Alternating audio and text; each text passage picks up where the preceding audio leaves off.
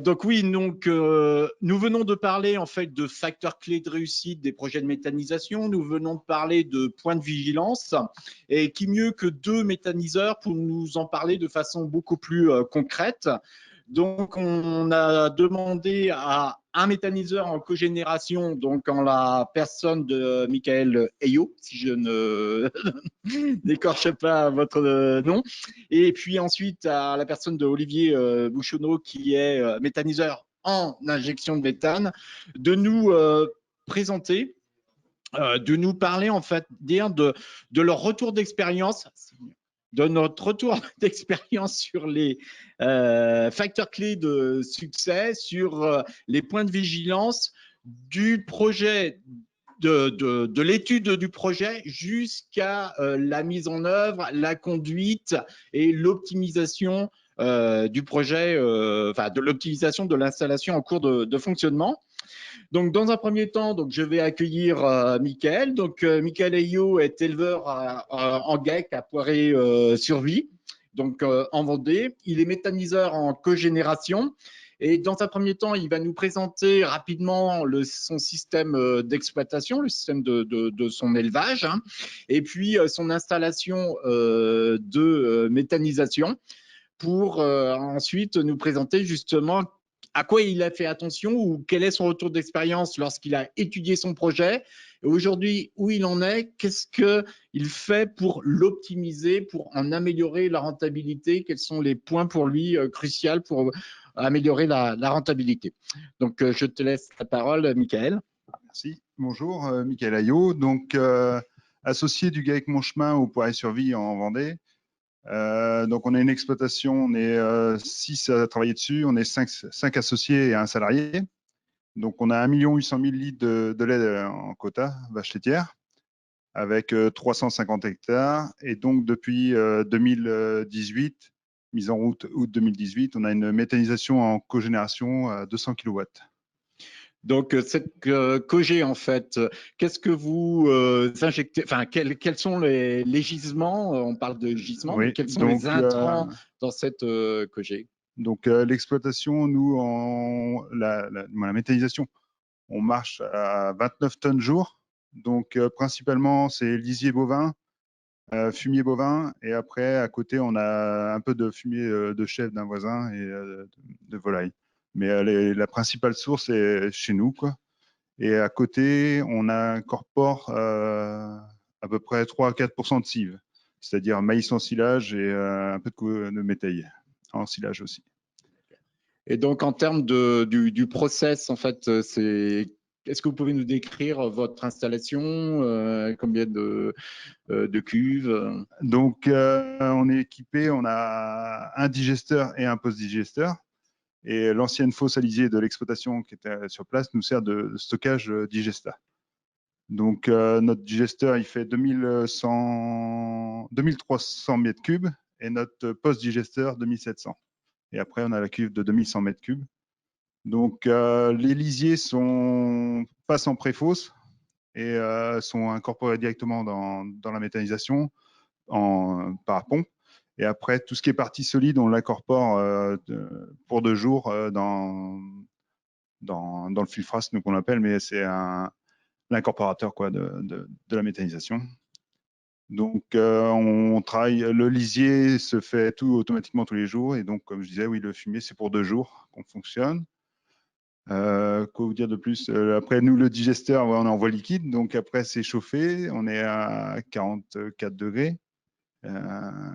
Est-ce que vous valorisez la chaleur Donc oui, j'ai oublié de présenter tout à l'heure, on a assez sur l'exploitation, on avait fait le choix quand on avait fait l'étude de la méthanisation, on était encore dans la valorisation du prix de rachat, il fallait qu'on valorise la chaleur. Donc on a mis en place nous toute l'étude sur le séchoir et pour valoriser cette chaleur au niveau du tarif électrique.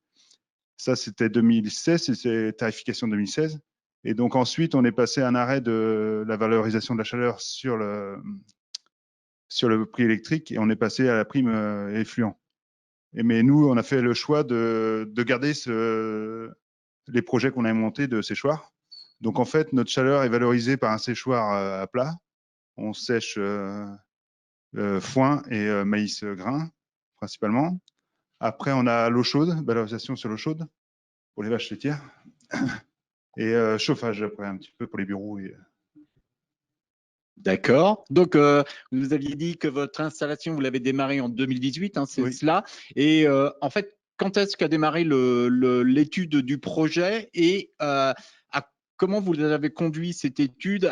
Quels sont les points pour vous qui sont hyper importants, que vous diriez en fait à des porteurs de projets méthanisation? Qu'est-ce que vous diriez sur les points auxquels il faut faire très attention lors de l'étude d'un projet? Par exemple, quels sont pour vous ce que vous avez bien réussi? Quelles sont peut-être aussi vos erreurs à ce niveau-là? Et est-ce que vous ne referiez pas pareil ou est-ce que vous referiez exactement pareil? Ouais.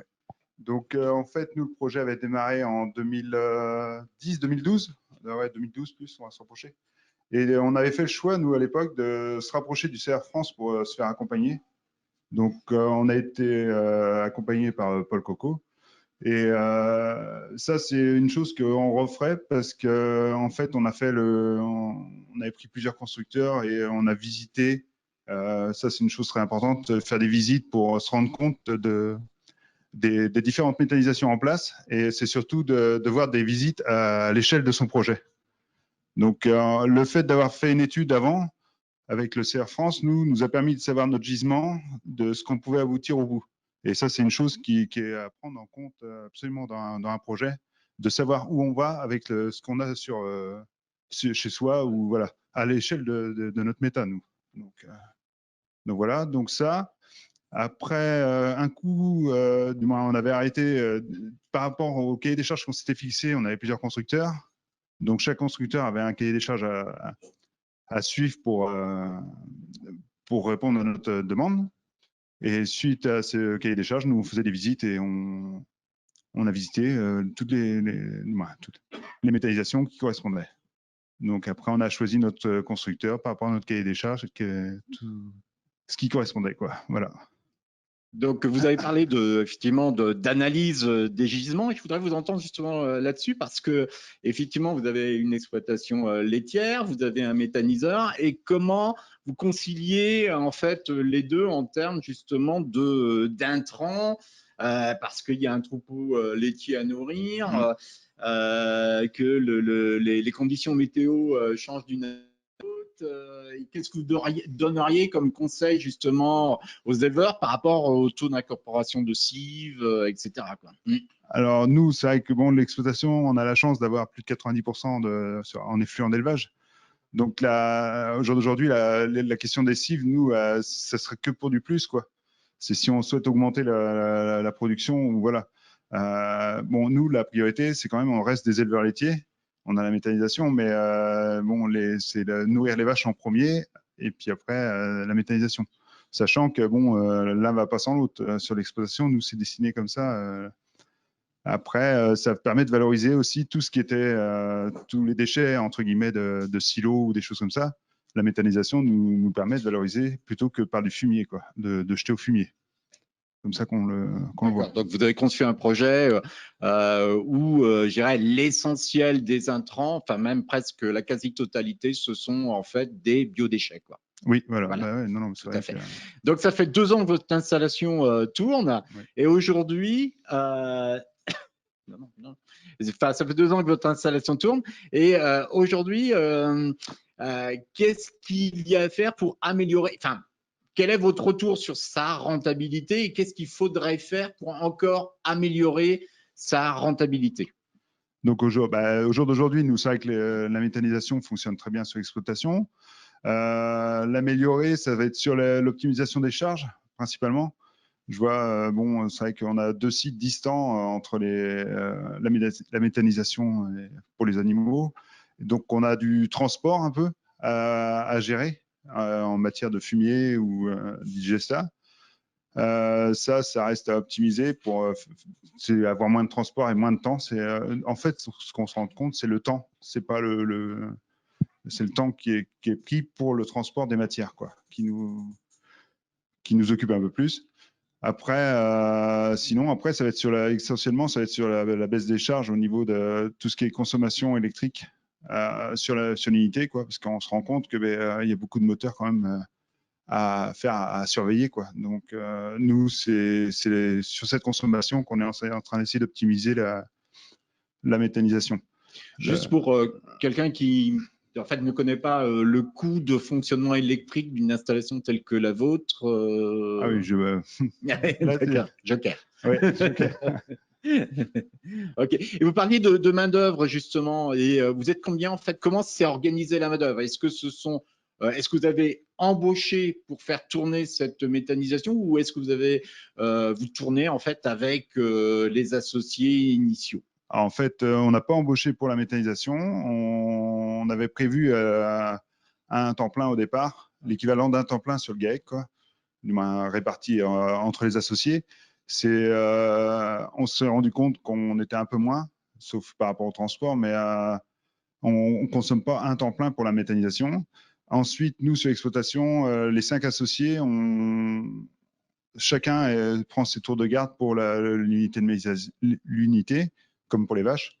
Et après, c'est juste pour l'entretien et tout ce qui est suivi administratif. On est 2 particulièrement à suivre l'exploitation, quoi.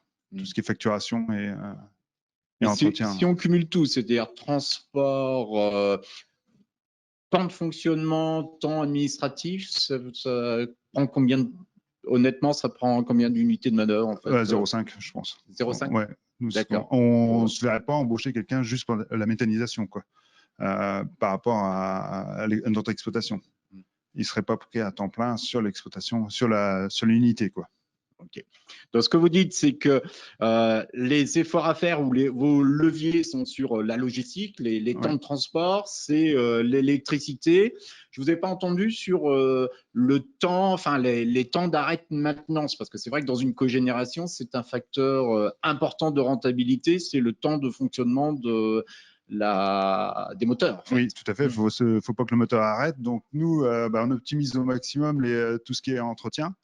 On est toujours à 2 à faire les entretiens quand on arrête le moteur pour éteindre le moteur le moins longtemps possible. Tout ce qui est vidange, moteur, c'est automatique. Et ensuite, on a un contrat de maintenance avec notre constructeur. Donc, en fait, dès qu'il y a un entretien programmé, on en profite, nous aussi, pour faire des interventions sur le site s'il y a lieu, quoi, lors du moment de l'arrêt du moteur. Oui, donc synchronisation des maintenances surtout. Ouais, on est obligé de synchroniser au maximum.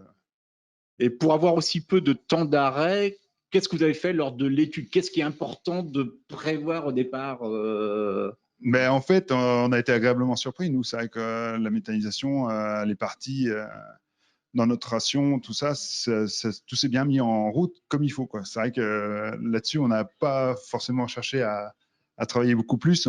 C'est super bien parti, quoi. Donc, mais après, c'est d'avoir une ration constante.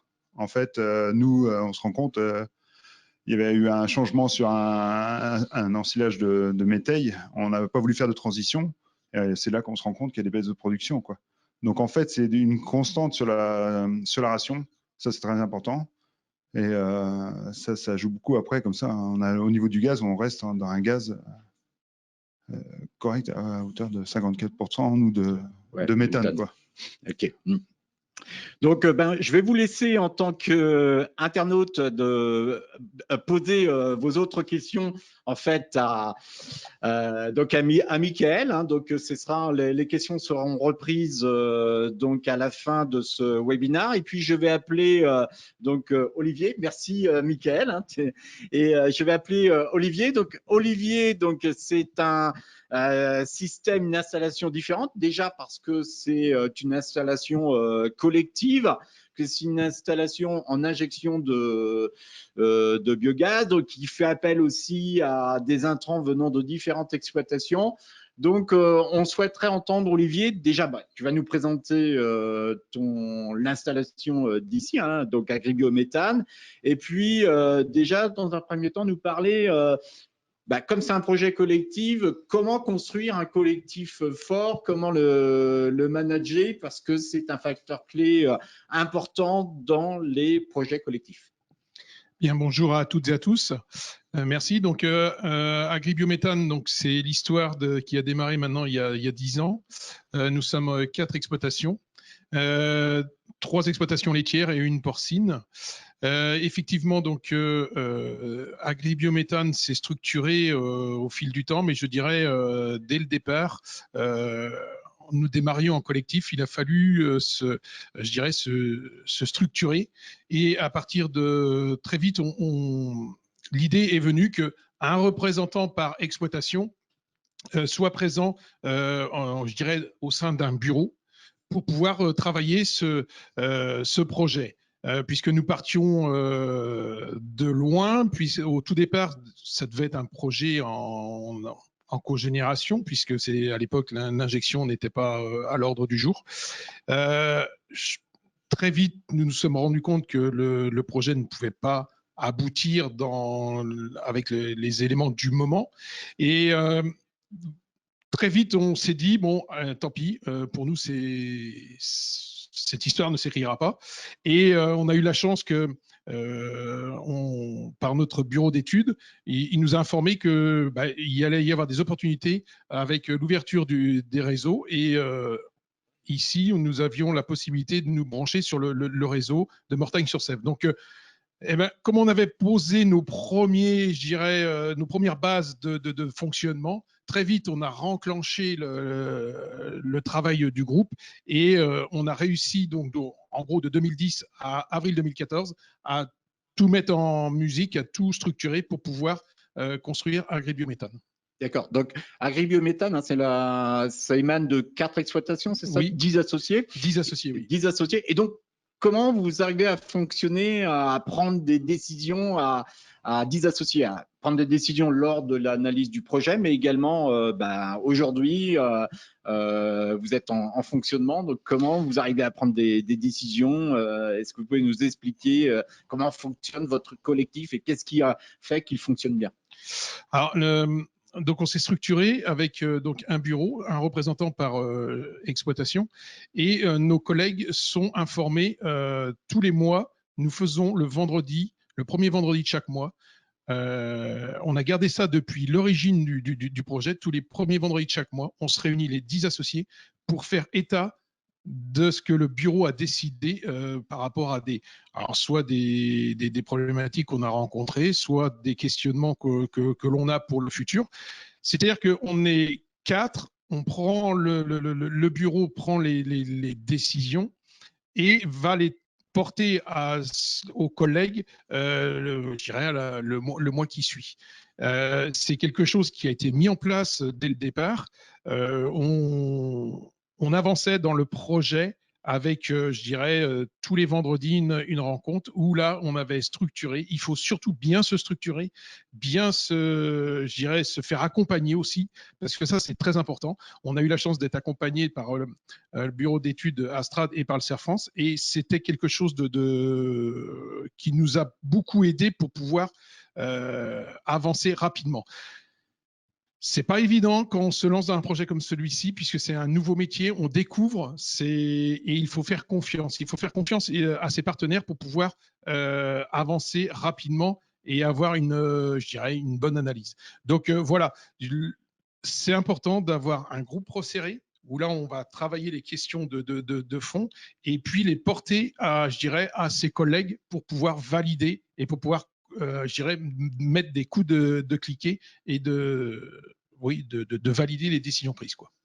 Et vous connaissiez avant, ou ce groupe a été constitué uniquement sur ce projet de méthanisation? Non, on se connaissait tous. On travaillait tous plus ou moins alors je dirais dans les CUMA, dans différentes. On était ensemble sur différents projets, et je dirais, c'est la problématique de l'environnement qui nous a réunis, puisque les 4 exploitations étaient. Alors, il y en a 2 en Vendée et 2 en Maine-et-Loire. On avait des grosses contraintes environnementales qui allaient arriver.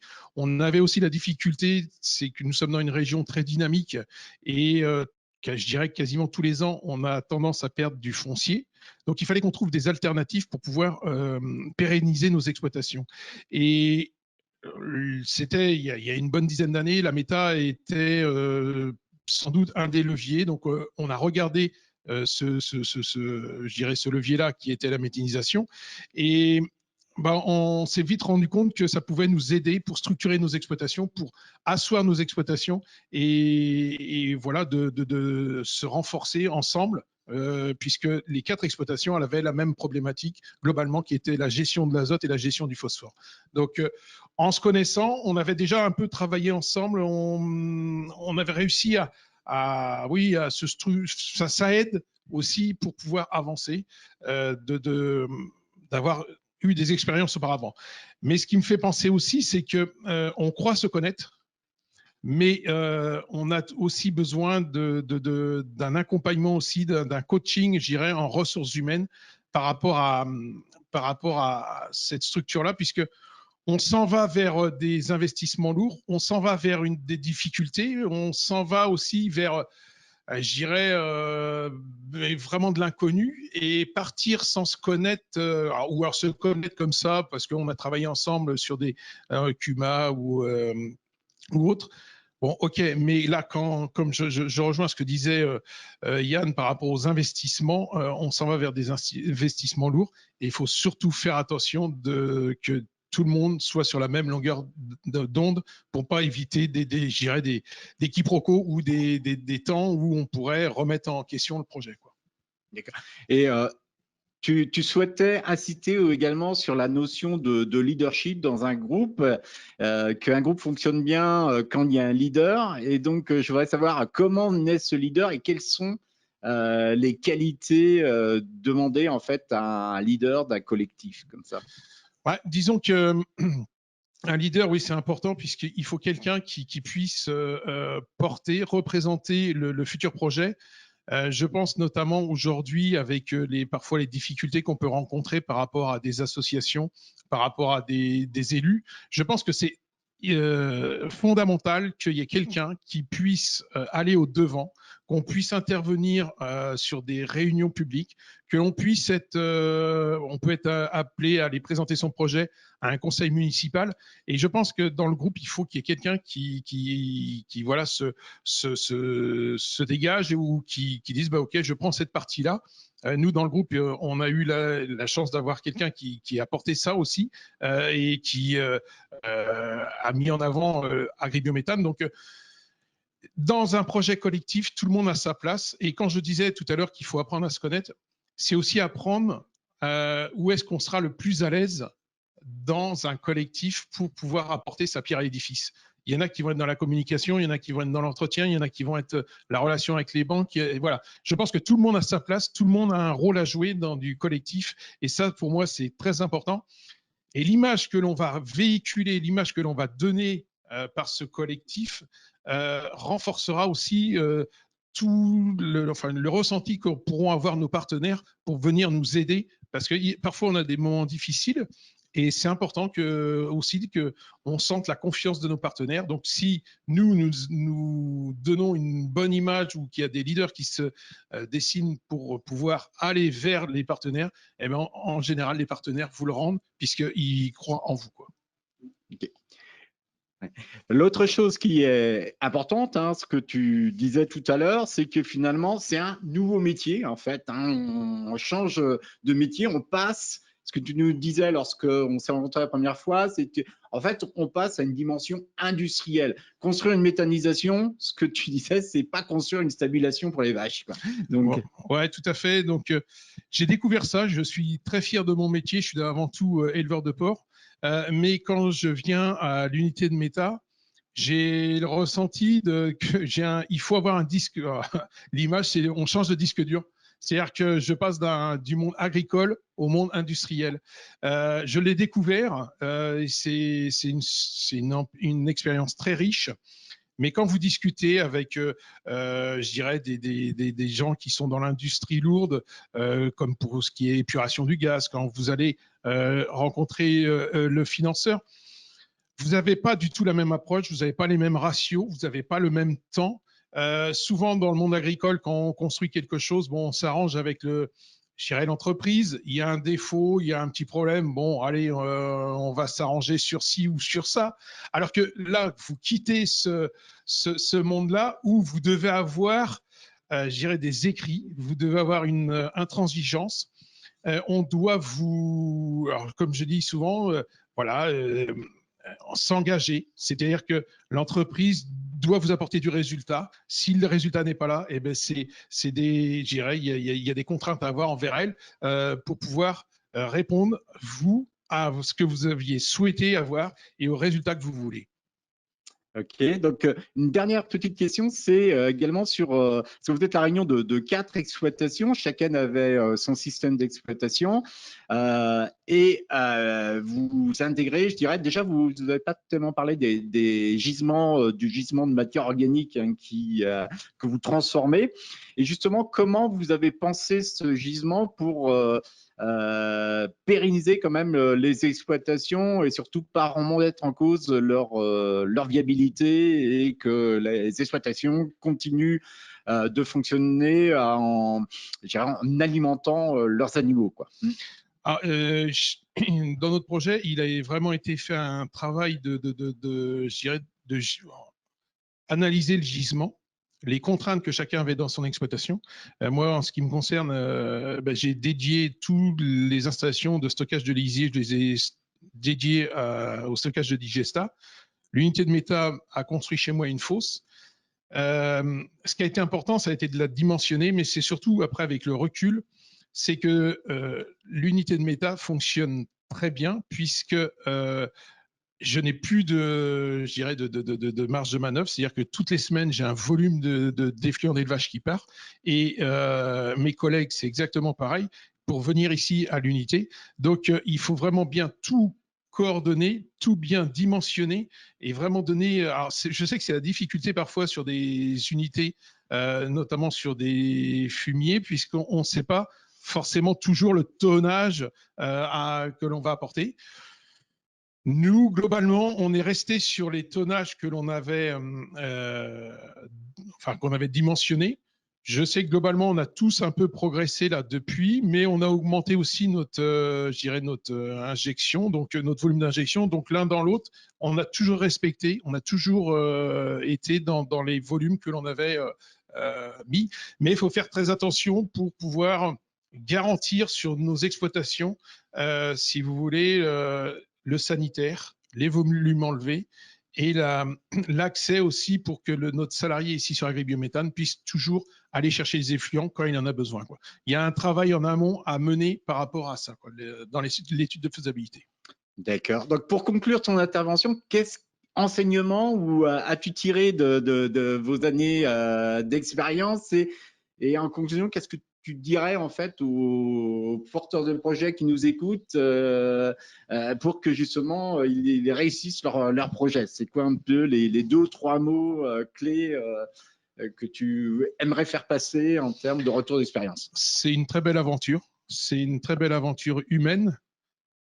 Qui peut quand même parfois être, voilà, on est entre l'humain parfois peut aussi, c'est pas toujours facile de s'entendre, de s'écouter, mais c'est très riche et ça c'est quelque chose d'important. Souvent, ce que je dis, c'est que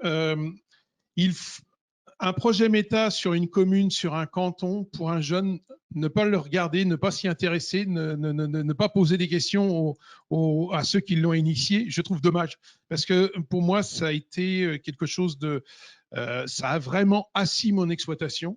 Il y a eu des années difficiles en production porcine. Agribiométhane m'a permis de faire des économies de charges, qui m'a permis de voir sereinement je dirais, mon entreprise de base. Donc, j'encourage les jeunes et moins jeunes hein, vraiment de regarder ça. Parce que, alors, on sait qu'aujourd'hui, bah, évidemment, la tarification bouge. Il y a on attend des décrets. Mais au-delà de tout ça, c'est aussi apporter je dirais un renfort à son exploitation de base, puisque on sait très bien que il y aura toujours des aléas, quoi. Et c'est une très très belle aventure à vivre pour renforcer l'agriculture sur son territoire. Agribiométhane, pour moi, c'est vraiment, on est méthaniseur sur notre commune, sur un territoire, et on est fier de le porter au niveau de notre environnement proche. Voilà.